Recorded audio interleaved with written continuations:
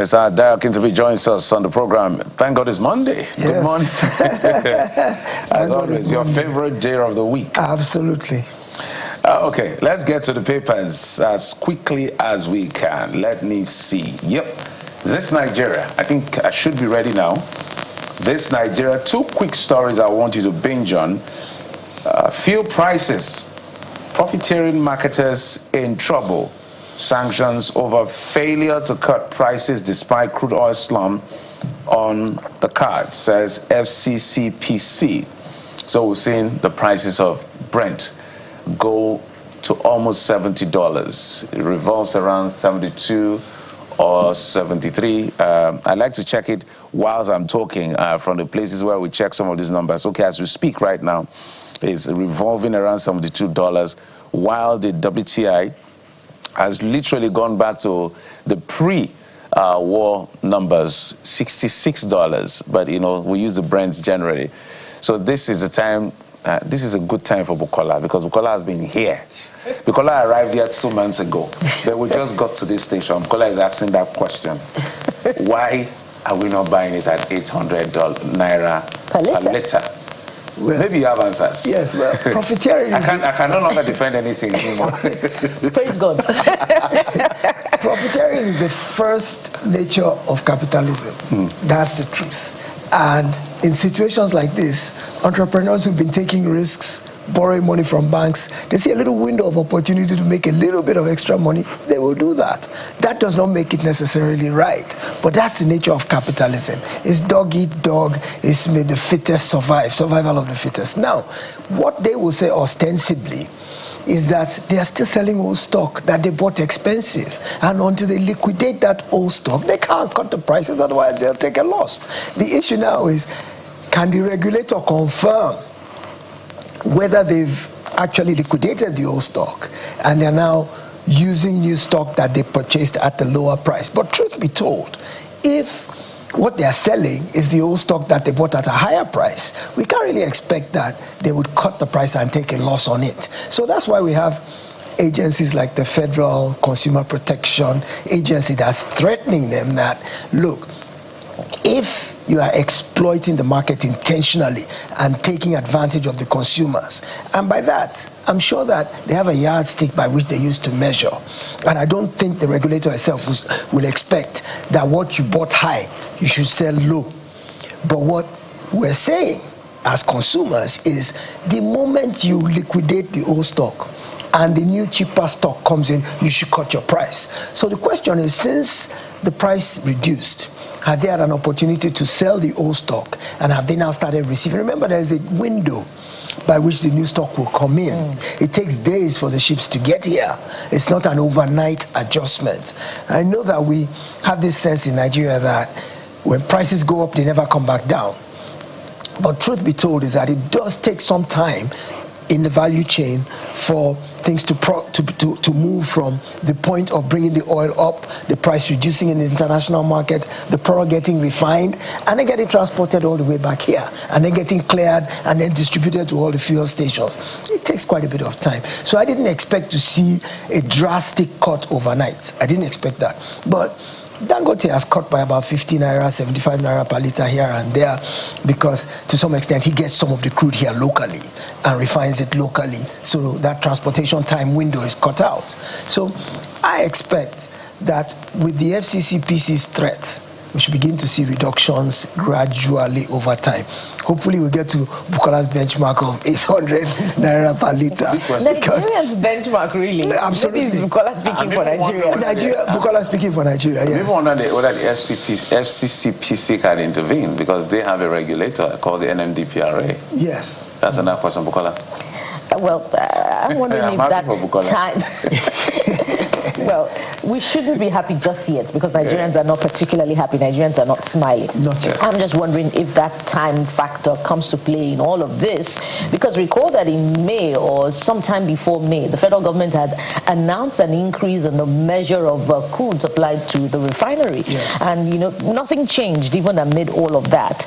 And if, you know, WTI is 66 naira per liter, the pre-war price, why are we still buying, you know, at 1,000 to 1,205 naira, 1,250 naira per liter, depending on where, Nigerians are buying from.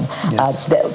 In capitalism, the books are not, for entrepreneurs, the books are not always open to know, what profit sharing is concerned, what the entrepreneur is profiting from, because we also do not know their capital. Yes. But if there was any doubt in our minds that there's a Shylock element now, that doubt has been erased by what is still being sold against the backdrop of what, was being sold during prior to the war. But let's see now whether this next story is a consequence of the fact that there has been some, measure of gain from crude oil sale amid the war against the backdrop of what actually obtains at home in domestic spending. And the Vanguard captures the story this way. Look at the front page of the Vanguard newspaper this morning. FG others struggling to meet obligations despite rise in revenue. If you want to know why, you'll have to pick up a copy and read page 11. But let's see, perhaps the insights will give us an idea. A revenue may hit 150 trillion naira by year end. Revenue figure excludes foreign domestic borrowings during period. Civil society groups raise alarm, call for outcome-driven approach to public spending. Issue is not revenue growth, but accountability. That's ascribed to, of course, Dr. Muda Yusuf, the director of CPPE. Mr. Kitobi, there's more, but you have quite enough to chew on already from those insights. Absolutely. Well, if you follow a logical order, it should make sense that once government revenue rises, it should not only be able to meet its obligations, it should even have extra that it can now provide succor to the people. Like, for example, we've had a lot of browbeating, a lot of chest thumping about the fact that our foreign reserves are at unprecedented levels. But we haven't seen that translate into meaningful gains for the ordinary Nigerian on a daily basis. So if there's a rise in revenue, there should be a consequent on the other side of the accounting equation, capability to meet all obligations. So you ask yourself, why the disconnect? Why is revenue up and at the same time you now can't meet your obligations? So what exactly is happening? Is it simply that as revenue is rising, spending is increasing as well? Remember, this report says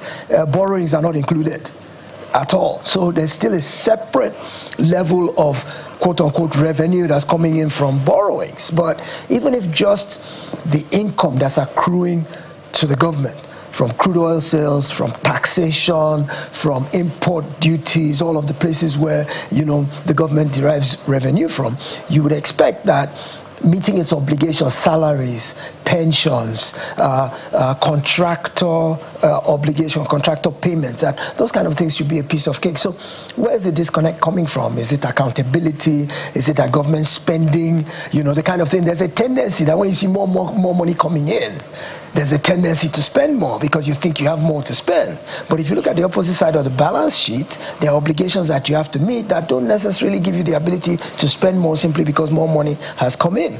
Perhaps you are struggling to meet those obligations before, and what you should now do is be more prudent in your spending because now you have enough to meet those obligations. So where is that disconnect coming from? Is there a siphon that's diverting some of that revenue? Is it that government has ratcheted up its spending when it shouldn't have? Is it that the devaluation of the naira has made things more expensive even for government? We complain that devaluation of the naira has made our spending power reduce, but the same thing affects government as well. For every extra payment that we make, things cost the government a lot more as well. I mean, so salaries are stagnating.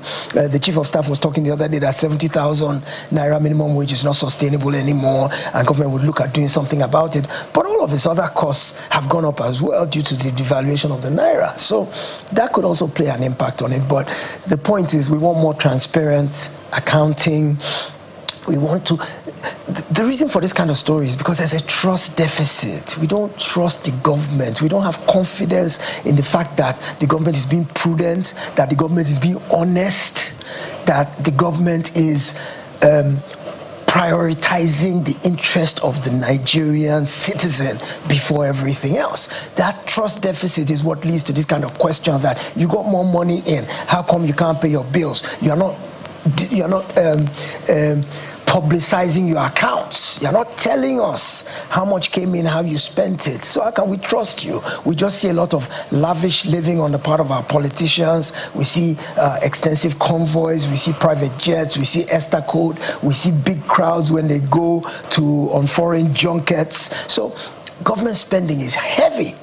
And they are the largest employer of labor as well, so their salary bill alone is humongous. So when you look at all those things, you ask yourself that, is government really being as prudent as it should be? Otherwise, why in an age of increased revenue that they can't meet their obligations? Now look, the US-Iran tensions are easing. So this windfall that we've experienced in the last 2 months is going to ease off. It's going to drop back down. So it's just a bubble. This extra money really is just a bubble because, like you say, oil has come down now from above $100 to it's getting to 70 on the Brent, below 670 or even on WTI. So that's $30 to $40 per barrel less per day. So if now that we've got more money, we can't cover our bills, what happens when the price of crude corrects to a lesser amount? We'll be in more trouble, won't we? Interesting. Let's go to New Telegraph and talk a bit of politics. And this is more of the internal issues within the APC. Primaries, APC disowns list of successful candidates in circulation, says it's fake, unauthorized, internal collation, verification processes ongoing as according to sources. You know what makes me laugh with political parties is that internal democracy is still a struggle, even for the ruling party. Remember when this election happened? Until now, we don't have comprehensive, complete list. At least an initial list. Yes. We can now say, okay, there's replacement for whatever reason, agitation. What do you make of it? Well, I mean, I'm shocked that over a month ago they had the primaries and we don't have a list of candidates yet. And I kept saying, what is the delay? What is the hold-up? Why? And of course, the first thing that comes to your mind is that there's manipulation going on. I mean, first of all, the primary negotiation going on. Okay, if you want to euphemize it, negotiation. Okay, fine. The point is, even the primaries were fraught with, I don't want to say irregularities, but discontent. A lot of people who were involved in the primaries, especially in the ruling party, claimed that consensus didn't work the way it was supposed to work. Candidates were imposed. And there was a lot of grievances. So my sense is that a list is not that easy to compile because there's so many complaints, and you've seen some protests here and there in terms of some candidates being sidelined, or the person we voted for is not whose name is being put forward. So my sense is that they can't release the list because there's too much conflict. So they're probably trying to put their house in order, pacify some people, perhaps make some adjustments in cases where there's resistance, where they see it could escalate into a conflagration. So probably the most credible reason for why it hasn't been released yet is because they're working on the list to make it palatable to their party members. So what it means is that it may not be the will of the majority that's prevailing, which is what you're talking about, internal democracy. Perhaps that's not what we're going to see. Perhaps it just might be some backroom dealing, some promises here. Okay, you stay down this time, next time we'll give it to you. Politics has a lot to do with give and take, negotiation, horse trading, exactly. So, but it's worrisome because they've had their primaries for quite a while now. To not have seen the list at a time when deadlines are coming up, election is a few months away, it kind of makes nonsense of the whole electoral process, to tell you the truth. Well, if this is an indicator of what is to come in 2027, it's worrisome. Really worrisome there. Let's remain with the New Telegraph this morning and look at the bottom strip. There's a story there that is, that formed one of our topics for discussion as we closed the week last week. Lawyers back special courts for kidnappers, bandits trial. The story is page 2, 3, and 16 read inside New Telegraph. But there are some insights here. Planned attacks on Borno military bases. Troops arrest suspected ISWAP spy signed death warrant of convicted bandits. Islamic cleric tells governors. Oshomole supports death penalty for kidnappers, bandits in Edo. And so that particular declaration by Governor Monday Okpebholo of Edo State seems to be receiving a groundswell of support. But Jeffrey has observed rightly that governors do not always want to sign the death warrant. But if this is an example of what is possible, what are your thoughts on this, Mr. Akitobi? I remember that when Adams Oshiomhole was governor of Edo State, I believe he signed a death warrant, and I think that execution was actually carried out. So this is in keeping with what he has always believed in, and his successor after his successor, Monday Okpebholo, is towing the same line. Now, when you look at the aggregation of all those news, it begins to indicate that we are finally taking this terrorism thing seriously. You see that the military had some successes in the last couple of days in terms of putting down some insurrection, in terms of arresting people. You see this notion about the setting up of a special court, because you know that the way of jurisprudence in Nigeria is convoluted and goes through a long, winding road. But in as much as this terrorism issue is a national emergency, desperate times call for desperate measures. So I do agree that there should be a special court that is set up to deal with these issues and has some of the procedural roadblocks removed, to where perhaps the trials can be speedy, investigation speedy, trial speedy, conviction speedy, and whatever the punishment is, meted out speedily. Because everything about jurisprudence, apart from getting justice for the victims, the other primary thing is serving as a deterrence. When people are incarcerated for years and years and years, and you don't hear anything about their cases anymore, or you hear about repentant bandits being de-radicalized and sent back into society, it doesn't serve as a deterrent to other people. And right now, I believe the government's focus is to send a resounding message that we will no longer tolerate this kind of behavior from people, and if you so much as have any reason to even think about it, you will be able to see what we will do to you if it happens. I remember back in the days of our youth when Bar Beach here, that is now the Coastal Road, where they used to take armed robbers there, tie them all up in public and execute them for us all to see.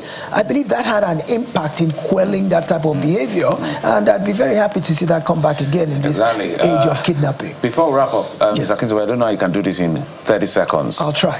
Abuja and Kwara, we handle projects too. Pay us, contractors have told Wiki. See. More money, but yet we owe and can't pay. And we've seen these people with placards in front of the FCT ministry, and they're complaining about not getting paid. This is unconscionable. They've done the job. Certificate of completion has been issued. Inspections have been done. They borrowed money to do this job. They should be paid. I don't see why this is happening. And it's not like the FCT doesn't have a budget. You see the minister going out to commission projects every other day. I'm sure he's going to commission one today as well. I'm sure he is. So. He's a busy man. Absolutely. As a matter of fact. But I understand we have a bit more time. So I want to go back to another paper just before we begin to wind down some of these things that had happened. Let's go back to that Vanguard newspaper. All right.